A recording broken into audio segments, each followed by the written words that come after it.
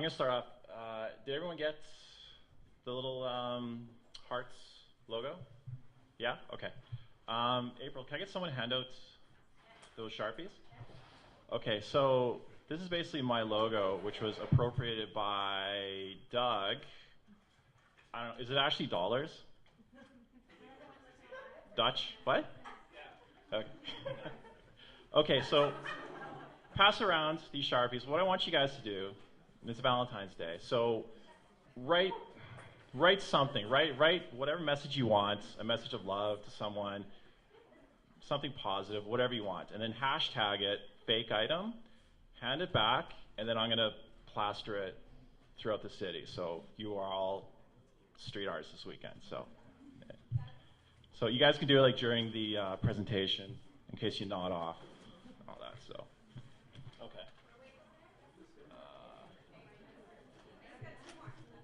Okay, this is apparently me for the past year and a half, and I guess I'm going to talk about how I got to this.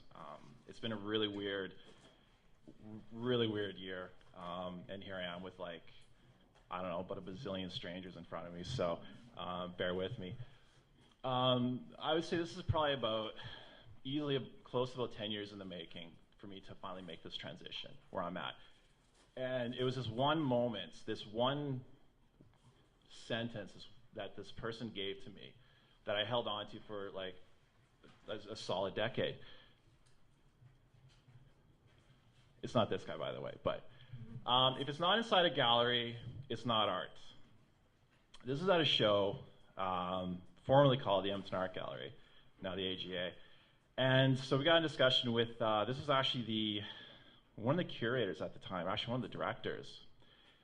And we just started talking about art, and then I had mentioned, my love of street art, and then he threw this at me.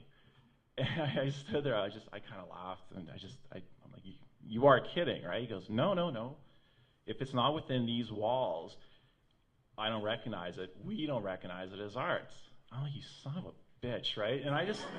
And all this did, because at the time, like, I was trying to be this gallery artist and doing submittals, and all this did was just elevate my fear of the gallery system. I don't know, like how many how many artists do we have in this room? Right? Okay, so we all know this guy, right? Right? That's what it feels like every time we do a submittal. Every time there's a call out, like the artist statements. Really? Honest to God? Like when you guys are doing your work, do you have your statement in your head? I don't know. I don't. I'm sorry. It's, so, and then the bio. It's such a douchey thing to talk about yourself in the third person. Well, here I am doing it. But anyway. Oh my God.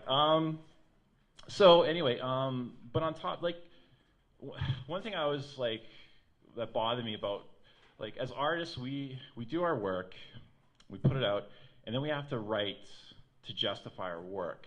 So I don't know, any writers in here, like novelists? Yeah, when you guys write, do you have to draw pictures to explain your words? Probably not. So why on earth, this is my thing, why on earth do I have to further, explain my work, right? Because all it does to me, it just numbs the experience. I've kind of taken away that sense of discovery. I've laid it out for whoever is going to be checking out my work. So, I got notes, I'm sorry. So anyway, so the 10 years passed, and I still had like that line in my head, drove me absolutely bonkers. So finally, like last Christmas, I just finished a show. I can't remember what the hell it was. And anyway, I just thought, I can't do this anymore. I can't go through the process of, you know, trying to appease a committee, basically the gatekeeper. And I knew I always wanted to do street art. I knew a bunch of guys in the scene, but I just didn't know what I wanted to do. So there's the challenge now. All of a sudden I'm dealing with another organization. So the challenge was to come up with something completely unique for me, I guess. I mean, I'm sure what I do has been done before, but you know, as someone who owns a home, I know I'd be pissed off if I come home and someone sprays on my garage door. So I don't want to be a hypocrite in that sense. So, so what I did, I kind of sat down, really thought about, well, what type of street art do I enjoy? And I always enjoyed, you know, the guys that have like that logo, you know, that instantly recognizable logo. I like the idea of just something I can see across the street and go, I know who that is, right? And I can build off that. I can inspire people through that. So I went back to this little motif. This is funny, like about 12 years ago, I taught myself how to use Photoshop. And I still have it. A buddy of mine gave me a bootleg copy of Photoshop 6. I still use it. I don't know what it's at now, like 1,000 now. So, and this is honestly the very first thing I ever made at the time. So this is like a 12-year-old, you know, guy, C-3PO in a suit. Brilliant, right? So anyway, so I thought, there I go. And then, you know, then the next thing is, well, do I use my name? What name do I use? So I thought, well, I'll just use my website's name. Because originally, thinkITEM was actually the guy who did my website came up with a name. Because way back when I started, like I was doing furniture, and everyone who does furniture has to come up with a nice name, right? So I had the name of item to kind of describe like the actual pieces of furniture. And so my buddy then put the website together, tried to get me a domain name. He's like, item.com, .ca, .whatever is all taken up. So I just registered you thinkITEM.com. I'm like, oh, the stupidest name ever. So we went with it. Anyway, and then so there I was. I'm like, well, I'll use this name, but there was a risk. I would basically abandon my name for an entire year at least. I would not put it out. I wouldn't submit anything to a gallery. So essentially there was that risk that all the work that I've done up to that point could have been completely erased. It would just basically take my name, which I've worked hard enough to put out there, and just become completely irrelevant. So, so I went with it. I took the plunge, and then I basically just kind of hopped out and about, and I just put these guys out little by little, and I just posted it, a couple of hashtags, no big deal, and then all of a sudden, I'm getting pictures, like people took them.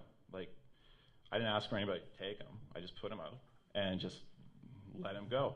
And then so people started taking pictures of them. Oh, where'd it go? Yeah, there's more of them.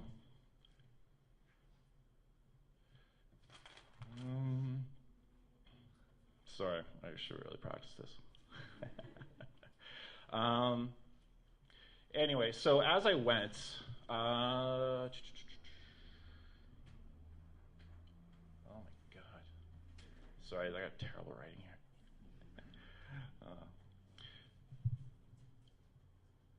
Okay. So like the one thing I learned from my other friends in the street art community is to always document your work, because it's such a temporary form of art.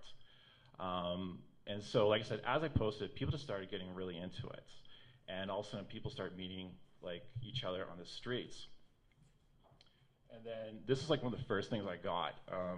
So this mother took her son out to hunt for this particular piece, and they came across a father and daughter team that they call themselves, and basically they just got into a little discussion, and he just handed it over to this kid, and this kid was absolutely elated. And then, so anyway, so from there, so again too, this is actually, someone just walked up behind me as I was putting it up, and so I'm putting it up, I'm taking a picture, and she walks up to me, she's like, well, I'm here, so, you know, can I take it? So I'm like, okay, great. So, but it's just weird, because like I said, I had no intention of anyone getting into this as much as they did. It got to the point where I had a group basically contact me, ask if they can go out as me. They got a hoodie, they got a mask, and they went out and about town, basically dressed like this freak, and you know, was posing as me. I mean, they even hit Hub. So, but again, too, it was just this is like something that it's really simple, but it's me, because like I grew up, you know, like as a kid in the '80s, you know, big fan of like, you know, the Edmonton punk scene, and you know, I always collected gig posters, and the gig posters were always so, you know, just simple, just cut, paste, photocopy, done. But I just always loved that simplicity of it, and like coming from like a self-taught background, I just love the attainability of it, because it's something I could look at and go, I can do this. Like, it'll inspire me enough to grab it and run with it. So, which in this case, it hit a young generation. So yeah, this is an 8-year-old who is now an inspiring street artist. So I'm sorry, I'm really sorry. So very excited. So yeah, so we had a lot of, I would say there was always a lot of positivity towards this thing. Not always, though. Of course, I had a couple detractors. So I did this interview with Jay Runham, and he had posted on Reddit. And you know, like if anyone knows me, I contradict myself all the time. So some people pointed that out, and this one lady, she was so angry.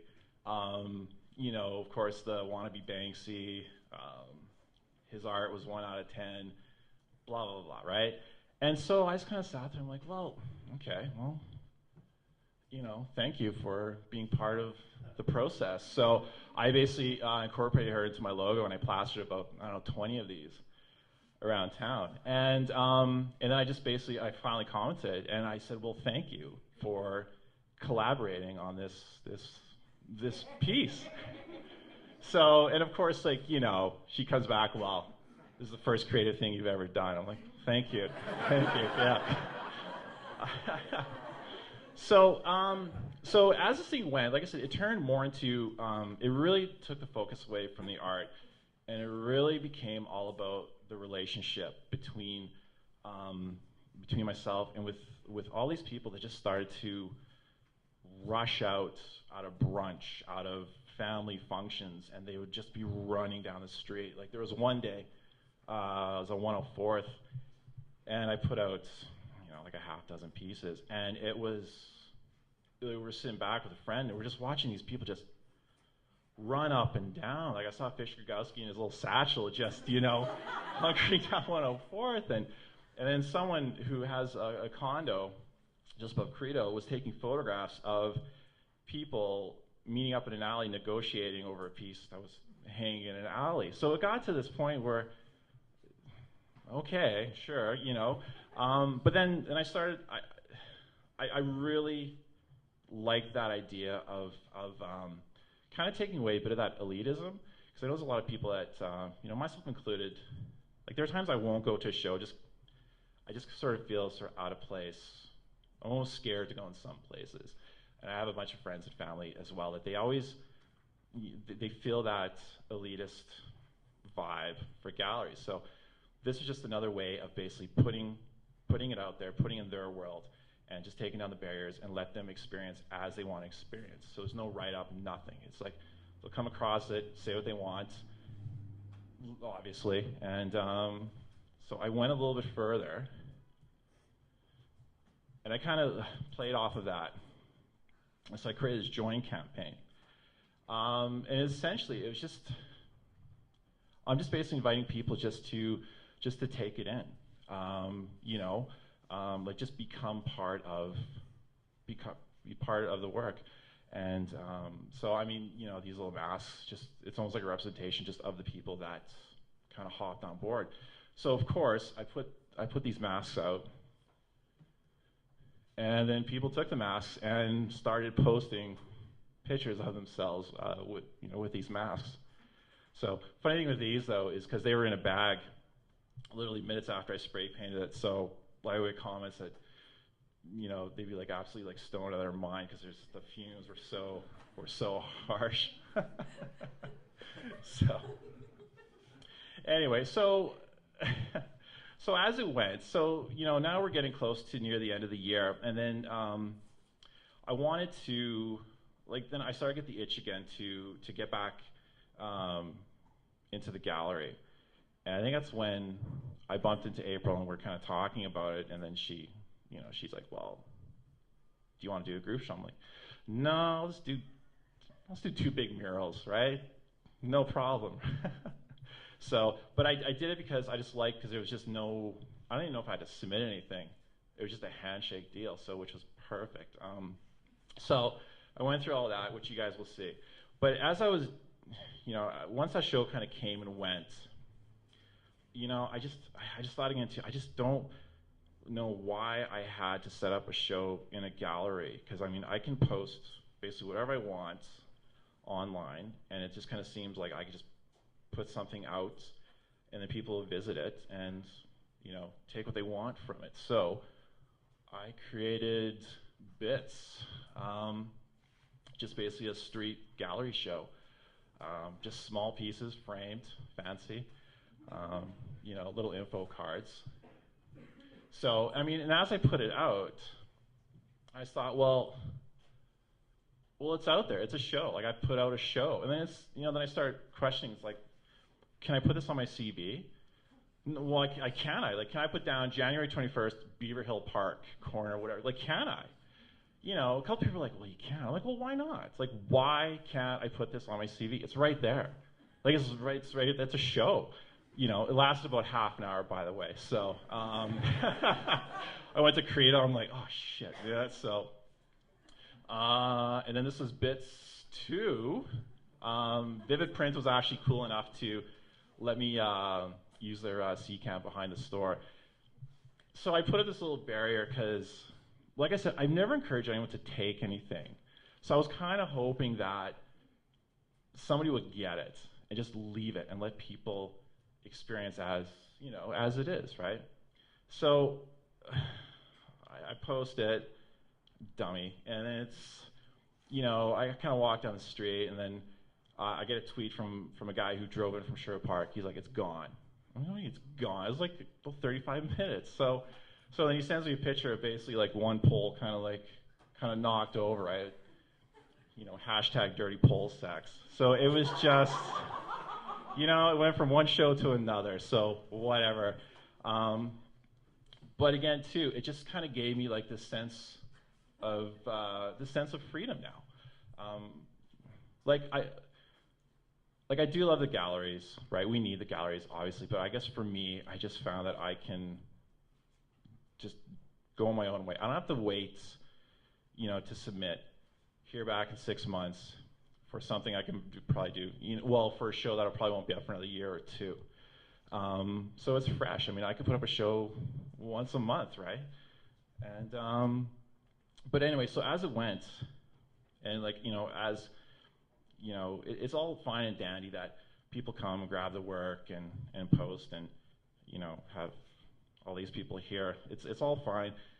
You know, then you start to kind of, you know, then I started questioning, well, because someone mentioned to me, goes, well, you know, what's like being successful? And it's funny, it's like, I don't know what successful means for an artist. Is it, Is it the money? Is it, I guess the interest? Is it the body of work? Like, I don't know what, at the end of the day, is coined as success. So I got this letter. So I'm going to read it to you. So at the opening, God, you guys try this. So anyway, at the opening, I had a couple people came up and they brought me fan art, which is kind of cool. So this one gal, she brought me like a little painting with the logo.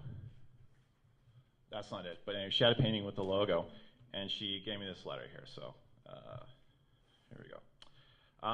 ThinkITEM. Thanks for reminding me why I love art. I've often steered away from it, horrified my mom by telling her I wanted to be a nurse, but always seems to find a way back into my life. You really rekindle my creativity. Ontario had a shitty youth, yuppie art collective that really ruined art for me. But seeing how you interact with the public and the way you can use your art to connect and provoke is so effing inspirational. When I am a real human, I want to be half as cool as you are. XOXOXO. So it's because of it. I'm going to end off this because it's a good ending. So so this basically verified success for me. So I keep it in my pocket all the time. That's it. That's all I got. I'm tapped.